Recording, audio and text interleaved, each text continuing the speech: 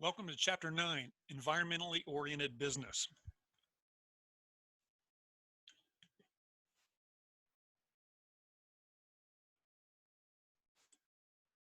Yeah, that's Cody. It's Kanye.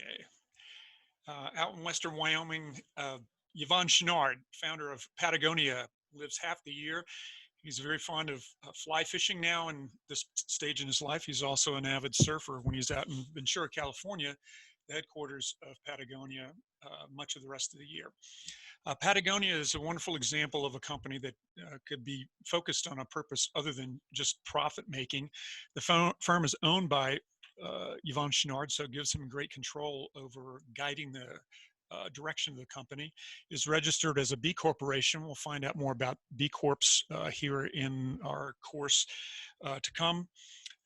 They are an exemplar for focusing on one stakeholder here, future generations in the natural environment. Chouinard describes Patagonia as an experiment. So it's a new approach to doing business in a responsible way.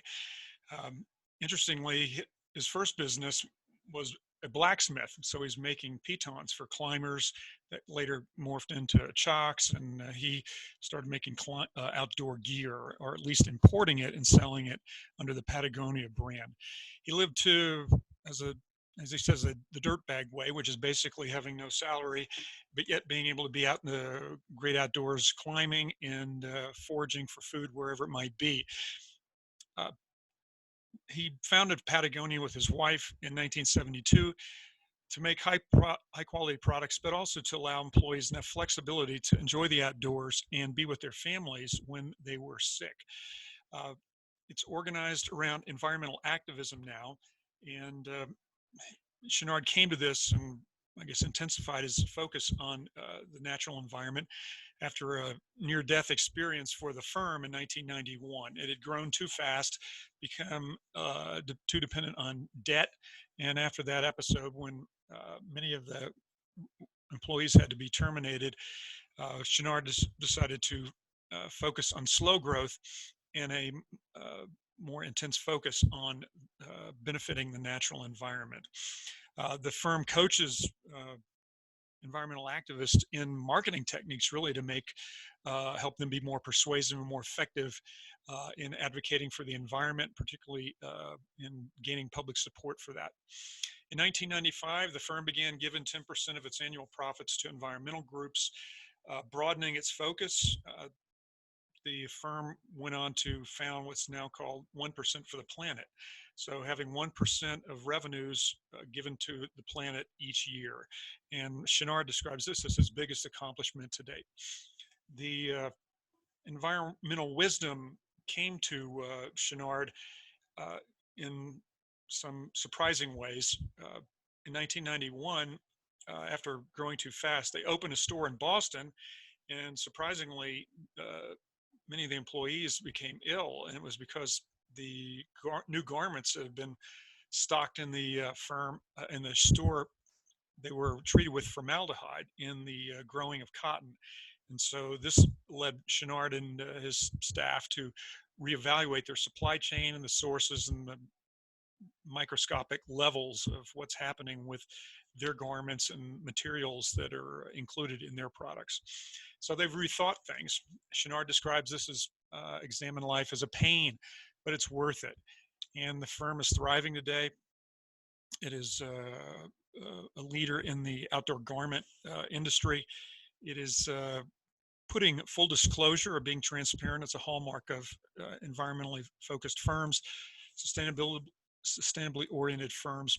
This can be seen in the Footprint Chronicles, where you can select any garment that Patagonia makes and source its origins, its shell, its zipper, its lining, and its assembly in Vietnam, and how it's then shipped to Reno, Nevada for later distribution around the world. They're now emphasizing the durability of their products, and they do this by basically having a counterintuitive message or an ironic message, which is something around don't buy more gear. So they're in the business of selling more gear. Let's see how they do this. best thing we can do for the planet is keep our stuff in use longer and reduce our overall consumption in the process. Wornwear celebrates the stories we wear, keeps your gear in action longer through repair, and recycles your garments when they're beyond repair. Now we're taking it a step further.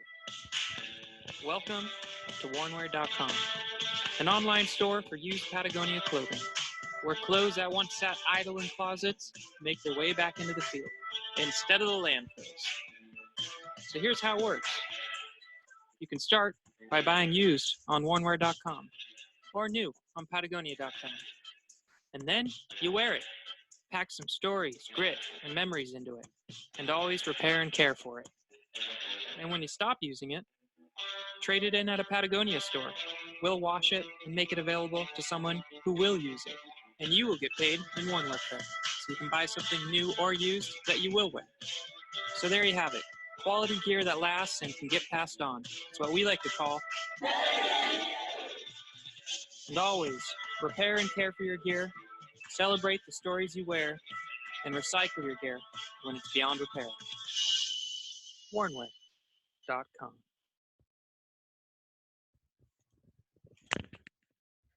Wornwear effort is remarkable in the field of business. We'll see if other firms follow what Patagonia is doing there. When I visited the headquarters of Patagonia a few years ago in Ventura, California, which is about 90 minutes north of Los Angeles on the coast, Pacific coast, the employees I met there described themselves as being an eclectic group. And basically, they were from all different political perspectives. Conservatives as well as political liberals in the U.S. were there working at Patagonia. They were proud of this. They said that in the 1970s or up to that time, being for the natural environment was not a politicized issue. But we can look back in the history of the United States and see that Republican presidents like Teddy Roosevelt, were the ones to actually take initiative to institute the national park system, the U.S. Forest Service, some hallmarks there in the conservation movement. William Lind, who's co-author of The New Conservative, he emphasizes that conserving is about traditions, morals, and culture, the things that are, precious: clean water, air, farms and countryside, energy, and the soil itself. So it's not the pursuit of crass materialism, but it really is choosing to select and choose the best things in our culture and life for preservation. When we look at the natural infrastructure, we think about, could it break down? The Environmental Protection Agency in the U.S. proposes environmental stewardship, and it is charged with being the kind of the guardian of air, ecosystems, energy, land, materials, and water. Particularly commons dilemmas. These occur when a shared resource is degraded by overconsumption. So bringing the logic of the marketplace, which is to perhaps get all you can while you can, in terms of natural resources, that can lead to disastrous results. The Environmental Defense Fund has been an advocate for the natural environment for decades. And in recent years, it's chosen to align itself to, or at least work with businesses to see how the environment could be protected. So let's go and hear from Amanda Leland, who's one of the vice presidents of the Environmental Defense Fund. Vice President Oceans. Amanda, thank you for being with us today. Thank you for having me. Amanda, could you tell us your sustainability story? The sustainability story of the Oceans Program and the work that the Oceans Program does is grounded in long history of being able to get fisheries on the path to recovery in places all around the world. And it's not a novel idea, but it's one that is increasingly spreading. And the fundamental key that changes everything and unlocks a whole new world for ocean conservation is investing fishermen in the long-term health and recovery of fisheries. So you're really addressing a commons problem, the depletion of fisheries. Where did this catch shares idea come from, and how was it first received by fishermen? A catch share fishery is a basic idea of investing fishermen in the long-term recovery of the fishery. I often use the 3 words that begin with the letter R. So to remember: rights, responsibilities, and rewards. If you give fishermen rights to the fish, they take responsibility for it over the long term. And if they take the responsibility in the right way, they're going to be rewarded. And places like, as I said, Belize, Mexico, Europe increasingly, Chile, all over the world, there are examples of these successful fishery management strategies and solutions for sustainable fishing, and that put fishermen in the driver's seat. So tell me about Belize. Belize is one of my favorite stories, actually. So in Belize has one of the world's greatest biodiversity systems in the Mesoamerican reef. It's the 2nd largest barrier reef in the world. It contributes to the majority of tourism that happens in Belize, and it supplies 15,000 Belizeans with livelihoods. And the government realized early on that they needed to take action to protect their reefs. They were actually quite progressive, and they put in place a huge network of what are called no-take zones. So areas where fishermen couldn't fish with the expectation that would help the overall system be strong and recover. But it didn't really happen that way, unfortunately. Expectations were not met. And so people got together and thought, what else can we do to make this work? Because we're not going to stand by and see this really important biodiverse and ecologically and economically important place fall apart. And now we see fishermen becoming advocates for change, becoming engaged in science around fishing, and building strong markets to make their products more profitable. And it was through engaging in this catch-share system in 2 pilot sites, and now 3,000 Belizean fishermen around the country are calling for change, and the government has committed to instituting the strategy across the country within the year. Tell me more about the Environmental Defense Fund. EDF is a international organization typically focused on aligning incentives for the environment. And we work to help build the technical infrastructure and support. We help to mobilize at the political level the action that needs to happen. And we partner with groups that have great success in campaigns and working directly with people on the ground in the places that we aren't. What role did the Environmental Defense Fund play in what happened in Belize? We were in support mode in Belize. And by that, I mean, we worked with the local groups. EDF doesn't have an office in Belize. We don't have a long-term program in Belize, but others do, and who are very smart, savvy, very good advocates and activists, and the government and the fishermen themselves. So we basically helped train them up, build their capacity, help them see what was possible in the context of their fisheries and their coral reef systems. And they really took it from there and ran with it. So today the EDF is without controversy. I don't know that anybody is without controversy, and we certainly aren't either. The work that the Oceans Program does at EDF in particular has borne a lot of controversy. Like I said earlier, having an environmental group make the case that fishermen are the future for the oceans can be heretical in some conversations with some folks, but it's increasingly believed to be true because it's proving itself to be true time and time again. What are some of the obstacles to get to that vision? Yeah, it's a good question. We face those a lot. I wish there were fewer obstacles. But one of the big ones is you have to change people's understanding about their reality. So if people get used to the system that they operate in, and inertia is one of our biggest challenges. Helping people believe that there can be a better path forward, and that it's okay for them to take the risk that's involved in changing their business is a big leap. If you have an audience of students in a sustainable enterprise course, what's your message to them? I think the idea that if we take a systems perspective and we figure out what the underlying problem is, and we focus on fixing that, it's going to unlock the possibility for economic growth and development across a whole range of the sector or many sectors within the system. Amanda, thank you very much. My pleasure. Thank you. One of the points for the EDF is the focus on the commons. So we can see here in this slide that the commons are common goods. They're non-excludable, but yet they are rivalrous. So it can be overconsumed. Grazing lands, forests, irrigation waters, and fisheries. The Catch Shares programs highlights what can be done when the commons is basically shared with those that have an interest or potential interest in caring for it, and those are the fishermen.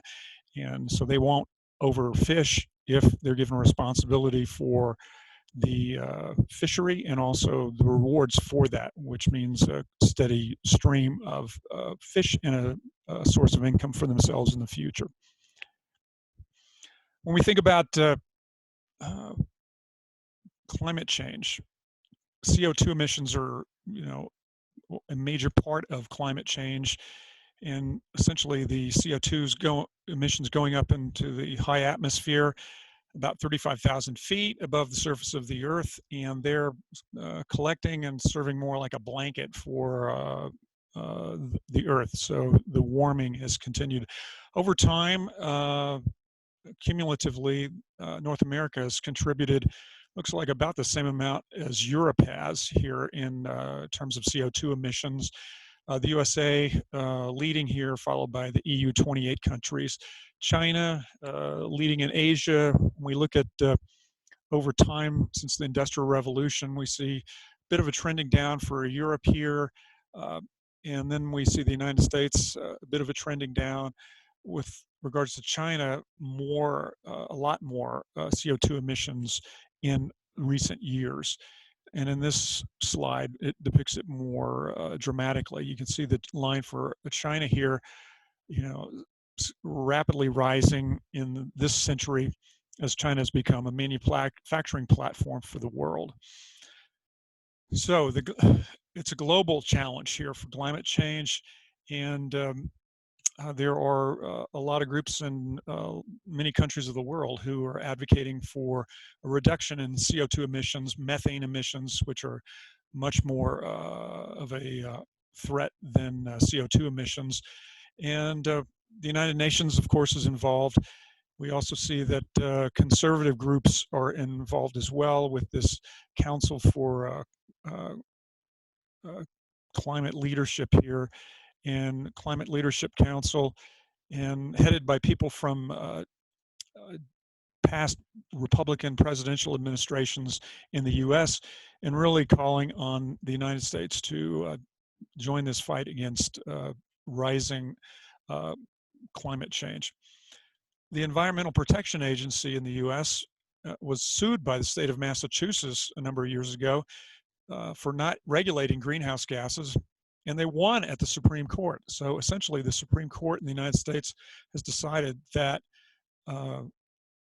climate change is happening and that the EPA needs to be doing something about it. So that is a strong piece of evidence with regards to supporting climate change. Major corporations. One of the largest companies in the world, Walmart, is changed its ways, and since 2005 has accepted that sustainable business practices need to be integrated into its operations. It's more than 11,000 stores worldwide. It's 6,000 trucks, world's largest fleet. And Walmart's leaders have actually learned from Patagonia, and they've sought them out in doing that. The sustainability supplier assessment questions, there's 15 of them that Walmart asks, and they're basically yes/no questions. Have you measured and taken steps to reduce your corporate greenhouse gas emissions, yes or no? So if you don't have a high enough score on this supplier assessment questionnaire, you won't be selling to Walmart. Other corporations like Home Depot, who's Vice President for Innovation and Sustainability, Ron Jarvis, they've moved ahead of their industry and have identified what needs to be done with regards to sourcing the right kinds of woods from the right kinds of forests. So you're not having ancient forests, depleted or rainforest lumber appearing in Home Depot stores. So they go through the certification programs. They are the black line here. Their stock return over time since 2010. Lowe's is really a follower of Home Depot in this regard. So they see what Home Depot does and then basically follow suit. And the Dow Jones Industrial Average here, its indexes here. So Home Depot is, like Walmart, a major corporation embracing sustainable business practices now. There's also places like goodguide.com where you can type in a product that you might be interested in to see its sustainability rating. And let's just have one here for Head and Shoulders shampoo.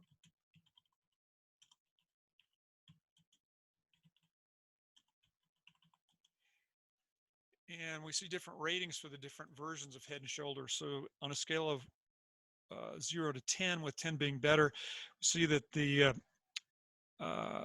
this Ocean Lift product here is receiving an 8. However, the Head and Shoulders Refresh Dandruff Shampoo is only getting a 5. So it's based on ingredients and the harmfulness of those ingredients in these products. And so in this way, consumers and actually retailers too can check the sustainability ratings for products that they are interested in.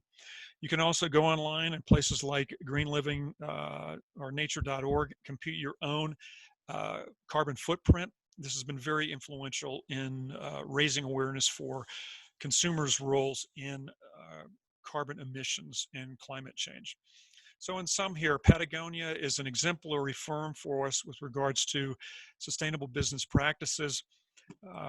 There is a big difference between being eco-efficient, which is doing less bad, and eco-effective, which is seeking regenerative practices and basically trying to really change things for the natural environment. When we look at the state of Wyoming, in the northeast corner is Hewlett, Wyoming. That's where Jim Nyman lives. He's depicted here on the right with his dad, Jim Nyman Sr., who founded a sawmill, Nyman Enterprises, and they have embraced sustainability there, did it over a period of 10 years so the employees could actually understand and willingly adopt these sustainable business practices. They wind up saving a lot of money because they're not making mistakes in the forests. They're being smart and in good conditions. They're setting aside logs that could then be retrieved easily in the spring and not having to tear up roads that might be too wet to actually get into. So employees are on board with this now, and Jim has become really a partner with the U.S. Forest Service because of constraints for the Forest Service in terms of their budget. Jim is able to have the flexibility to learn about issues like beetle infestation and other parts of the Rocky Mountain region and share that with the local U.S. Forest Service there in the Black Hills of Wyoming and South Dakota. So Jim directs $250,000 per year to retain his certification with regards to sustainable business practices, but he says it's well worth it, and it's because basically his culture is oriented toward protecting the environment and saving not only the environment, but their own expenses along the way. So when we think about other firms out there, just reflect on these practices of Patagonia and Nyman Enterprises as you look and consider sustainable business practices being employed by companies today.